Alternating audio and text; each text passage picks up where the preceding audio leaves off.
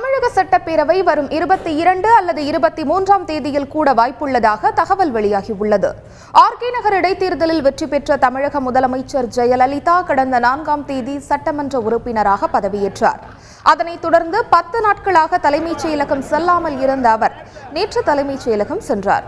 முதலமைச்சரின் உடல்நிலை குறித்து பல்வேறு யூகங்கள் வெளியாகி வந்த நிலையில் சிரித்த முகத்துடன் உற்சாகமாக காணப்பட்ட அவர் தொண்டர்களை பார்த்து கையை அசைக்கவும் தவறவில்லை. முதலமைச்சரின் தலைமை செயலக வருகை அதிமுக தொண்டர்களை உற்சாகத்தில் ஆழ்த்தியுள்ளது. புரட்சித் தலைவி அம்மா அவர்கள் சட்டமன்றத்திற்கு வந்து எப்பொழுதும் அரசு அலுவலர்களை பார்ப்பது போன்று அரசு அலுவலர்களை பார்த்து இன்று மதியம் சட்டமன்றத்திலிருந்து வெளியே வரும் பொழுது பொதுமக்கள் ஆரவாரத்துடன் அவர்களுக்கு உற்சாக வரவேற்பளித்தார்கள்.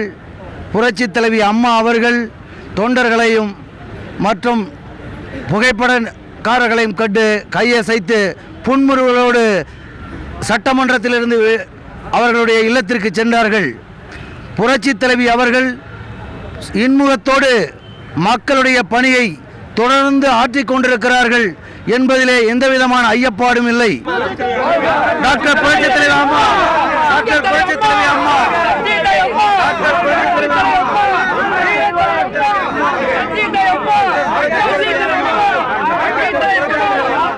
இந்த சூழ்நிலையில் தமிழக சட்டப்பேரவையை கூட்ட வேண்டும் என்று எதிர்க்கட்சிகள் தொடர்ந்து வலியுறுத்தி வருகின்றன. முதலமைச்சரும் உற்சாகமாக காணப்படுவதால் வரும் 22 அல்லது 23 ஆகிய தேதிகளில் சட்டப்பேரவையை கூட்ட முடிவு செய்துள்ளதாக தலைமைச் செயலக வட்டாரங்கள் தெரிவிக்கின்றன. எத்தனை நாட்கள் சட்டப்பேரவை கூட்டத்தொடர் நடைபெறும் என்பது அன்றைய தினம் அலுவல் ஆய்வுக்குழுவிற்கு பின்னரே தெரியவரும்.